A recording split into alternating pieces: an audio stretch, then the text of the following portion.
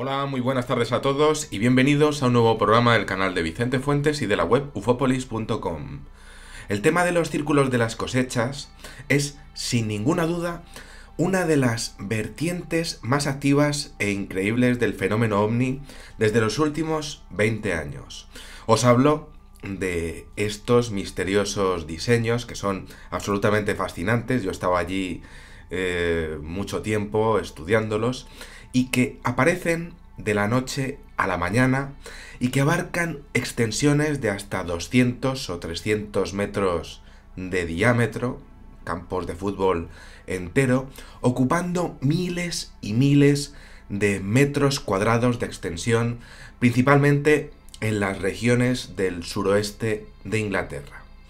El fenómeno, como ya sabéis, me apasiona, estoy completamente ligado a él y pues es la forma con la que al menos un pueblo del cosmos está comenzando a participar en un contacto con nosotros pasito a pasito, partido a partido, en un lugar especial de la Tierra. Pero claro, ¿por qué allí?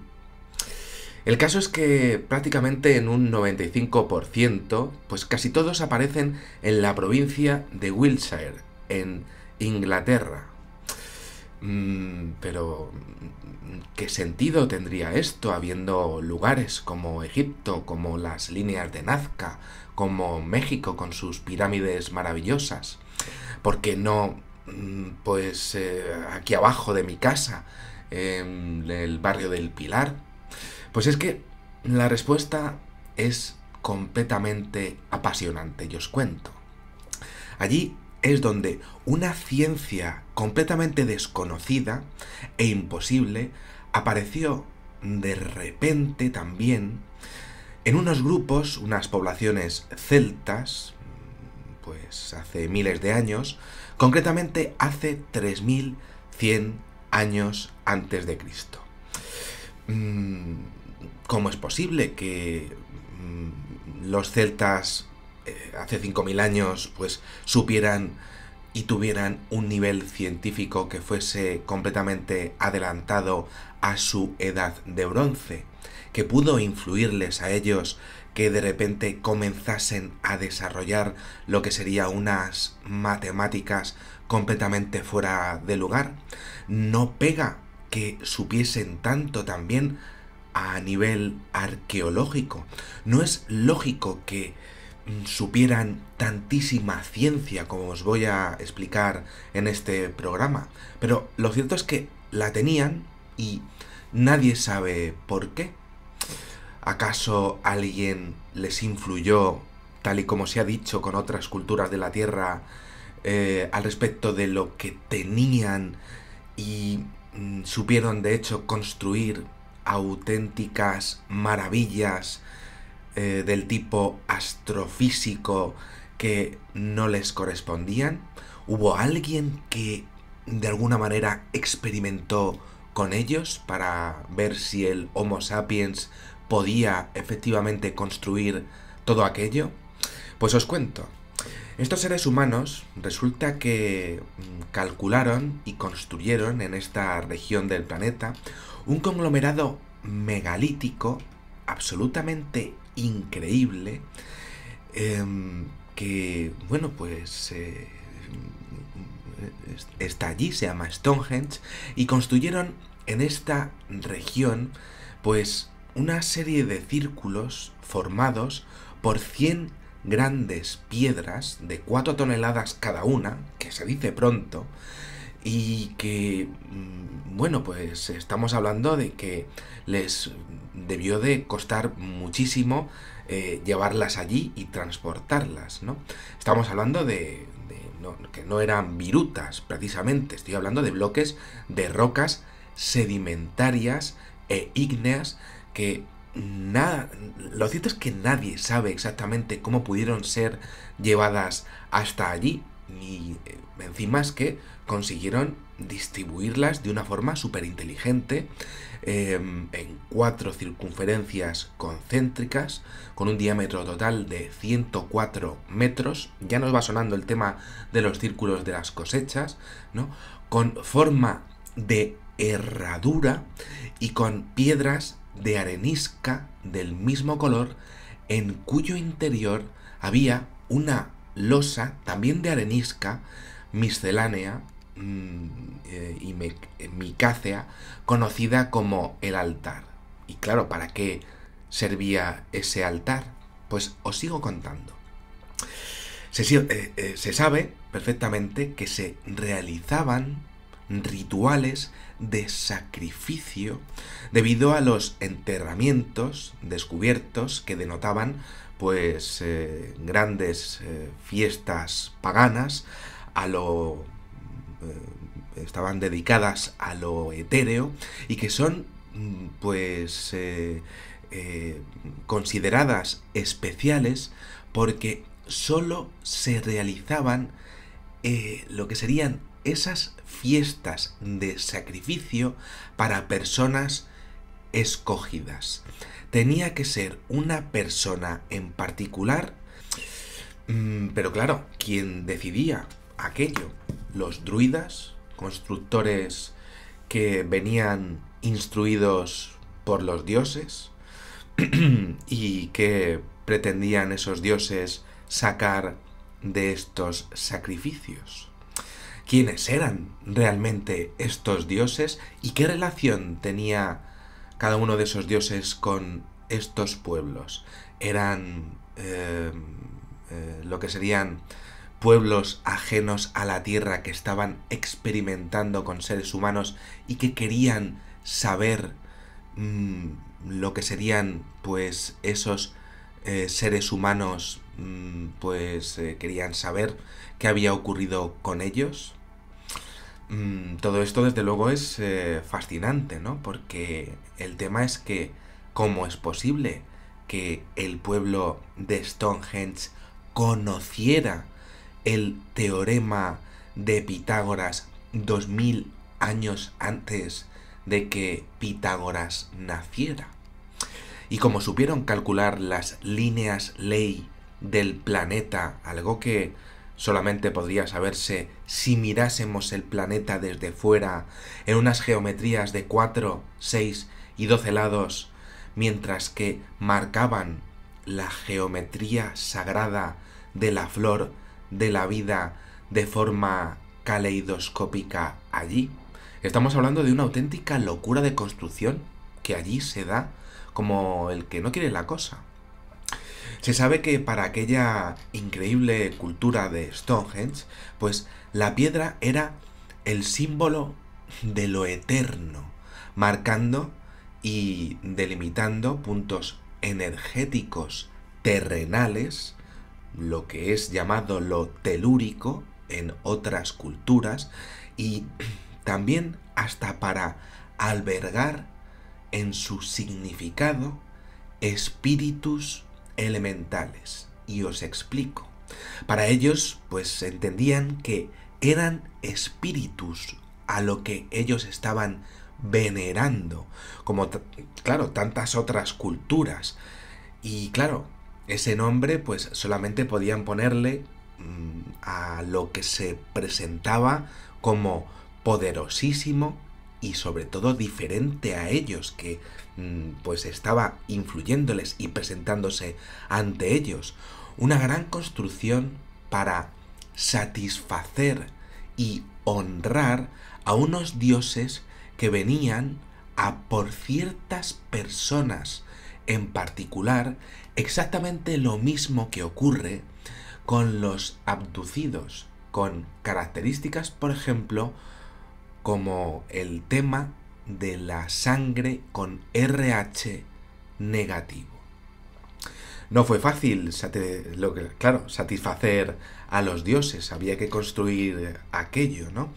Y por miedo de lo que pudieran hacerles o por fascinación, dedicaron generaciones y generaciones y generaciones para construirlo. De hecho, de 20 a 30 millones de horas, que se dice pronto, lo dedicaron aquellos pueblos celtas, aquel pueblo celta influido por los dioses para su construcción, es decir, ni más ni menos que 3424 años naturales en diferentes etapas. Imaginaros lo que tuvo que ser construir Stonehenge y sobre todo pensarlo con respecto a que ellos tenían que dejar algo construido para sus dioses. Tenía que ser perfecto. Y además siempre corrigiendo y mejorando con una obsesión total que aparece en el fenómeno de los círculos de las cosechas, el número ígneo, la razón áurea, que por cierto la tengo yo aquí pues tatuada en uno de los círculos de las cosechas que representa la razón áurea, aquí, ¿no? Lo dejo caer, ¿no? Este número, que es la base del universo mismo, pues era la base de aquel conglomerado, y su obsesión por la raíz cuadrada de 5, hacían raíces cuadradas allí en Stonehenge hace 5000 años, pues les hizo traer unas piedras determinadas y específicas desde Gales a 225 kilómetros de distancia, que es una auténtica locura, porque solo esos materiales les iban a dar la exactitud perfecta que ellos querían, que ellos buscaban. Querían en sus cálculos que también fuera un calendario basado en el sol y en la luna, como ocurrió con la cultura maya y en la egipcia, también influida, por supuesto, por los espíritus o dioses, como ellos los llamaban. ¿Eran acaso entidades ajenas a la tierra las que venían, se presentaban ante diferentes pueblos y esos pueblos reaccionaban a través de las matemáticas para, bueno, pues finalmente, pues para contactar con ellos? Quisieron venerar el universo del que venía lo etéreo, hacia donde se iba tras la muerte y de donde venía el conocimiento a través de estos dioses. La muerte siempre ha sido importantísima en todos estos pueblos porque lo hacían como un nexo de unión al respecto de estos dioses. Y lo hicieron, finalmente, estas tres civilizaciones. Pero si nos centramos en Stonehenge, ¿cómo lo hicieron? Vuelvo a decirlo, es que no es normal, ¿no? Más allá de la dificultad absolutamente increíble de su construcción, ¿cómo supieron tantísima astronomía? Estuvieron influidos, fueron víctimas de un experimento para ver cómo el ser humano podría llegar a entender lo que es la concepción misma de todo el cosmos, o acaso la simulación del cosmos en donde vivimos, o acaso la dimensión que conocemos. Son preguntas fascinantes que cuando uno pues llega allí, ve Stonehenge, pues se queda completamente anonadado, porque es que no es lógico que aquel pueblo tan primitivo pues supiera tanto de lo que es pues la realidad, si no fuera porque alguien quisiera que lo supieran y viese su reacción. Y al respecto de los círculos de las cosechas, vaya, es que ahora se está como retomando ese contacto, siempre en Inglaterra, un lugar que se desarrollaría en lo que sería pues en el siglo XXI, en el siglo XX, siempre han estado con muchísimo dinero, ¿no? Con país del primer mundo, ¿no? Y vaya que los círculos de las cosechas están apareciendo justo allí. Es Stonehenge una construcción a día de hoy patrimonio de la humanidad, y no es porque sí. Lo que serían sus cálculos son obras maestras de las matemáticas que nadie ha podido igualar y sobre todo que nadie ha podido desentrañar aún, pues por completo, lo que hay ahí metido, ¿no? Y no es casualidad que hoy esos mismos dioses estén replicando esos cálculos, ese número áureo, en lo que son estos círculos del trigo, estos agrogramas maravillosos que estudio y que estudiamos aquí en este vuestro canal. Sería una nueva etapa para el contacto con los seres humanos. Y yo siempre me lo he preguntado alguna vez, y de hecho haciendo el guión de este programa, pues me saltó una pregunta que nunca había tenido y que la verdad es que me encantó, ¿no? Y es si aparecieron los círculos de las cosechas en la época de Stonehenge y por eso se obsesionaron tanto. Es decir, estamos ante lo que es la segunda etapa de ese contacto, primero hace 5000 años y ahora en el siglo XX-XXI. Claro, si una civilización ajena a la Tierra supiera que justo este país en particular reuniría en el futuro las condiciones perfectas de desarrollo, de posibilidad de comunicaciones al respecto de lo que estaría pasando allí, a través de un periodismo global y también unos campos de agricultura perfectos para realizar los diseños a través de radiación sobre trigo, pues claro, no sería lo lógico pensar que esto fuese un plan planeado totalmente a largo plazo. Se hizo ya el tema de los círculos en esta provincia de Wiltshire en el pasado. Para colmo, también existen estaciones de comunicaciones utilizadas para mandar comunicaciones al espacio, mensajes al espacio en esta provincia, en este lugar del mundo, en donde se han mandado círculos con mensajes de respuesta a esos primeros contactos mandados. Y yo puedo afirmar como investigador lo siguiente: se puede exponer perfectamente que el pueblo que realiza estos círculos sabe perfectamente lo que está haciendo en su evolución, dibujando en los terrenos estos diseños que ha variado desde líneas a círculos básicos que se presentaban en los años 80 del siglo XX y principios de los 90, hasta los actuales diseños que incluyen geometrías fractales, teorías y teoremas de la matemática de Euclides, la euclidiana, ecuaciones de hipérbolas, elipses y representaciones tridimensionales con un nivel de complejidad tan difícil, incluso en su propia concepción, que ningún supuesto bromista, por supuesto, ha podido nunca replicar. Es una segunda etapa.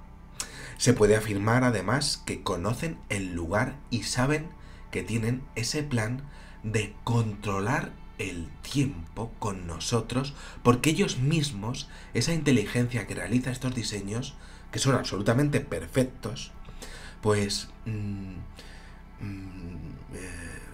tendrían un plan y sabrían controlar el tiempo, esa entretela universal que conocería y a través de la cual ellos habrían viajado hasta aquí a través de agujeros de gusano que conectarían sus planetas de origen con el nuestro.